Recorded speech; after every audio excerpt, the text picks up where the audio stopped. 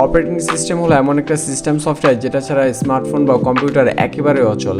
পৃথিবীতে অনেক ধরনের অপারেটিং সিস্টেম রয়েছে, like Windows, iOS, macOS, Android, GNU, Linux ইত্যাদি। প্রত্যেকটার ইউজার ইন্টারফেস, ডিজাইন এবং বৈশিষ্ট্য ভিন্ন হলেও সব অপারেটিং সিস্টেমের মূল কাজ কিন্তু একটাই, অর্থাৎ কম্পিউটারের সব কাজ নিয়ন্ত্রণ করা এবং ইউজারকে বিভিন্ন সফটওয়্যার বা অ্যাপ্লিকেশন ব্যবহার করতে সাহায্য করা। সহজভাবে বললে অপারেটিং সিস্টেমকে তুমি একটি কোম্পানির ম্যানেজারের সাথে তুলনা করতে পারো। ম্যানেজার যেমন একটি কোম্পানির সব কাজ কর্মীদের মধ্যে ভাগ করে দেয় এবং কে কখন কী কাজ করবে তা নির্ধারণ করে পুরো অফিসকে নিয়ন্ত্রণ করে, অপারেটিং সিস্টেমও ঠিক ম্যানেজারের মতোই কাজ করে। তুমি যখন স্মার্টফোন বা কম্পিউটারে কোনো অ্যাপ্লিকেশন ওপেন করো, তখন অপারেটিং সিস্টেমই সেই অ্যাপ্লিকেশনকে স্টোরেজ, র্যাম এবং সিপিইউ ব্যবহার করার পারমিশন দেয়।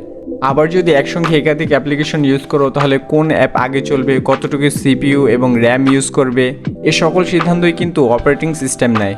শুধু তাই নয়, এটি CPU, RAM, storage, keyboard, mouse, display এবং অন্যান্য হার্ডওয়্যারের মধ্যে সমন্বয় করে, যাতে সব কিছু প্রপারলি কাজ করে।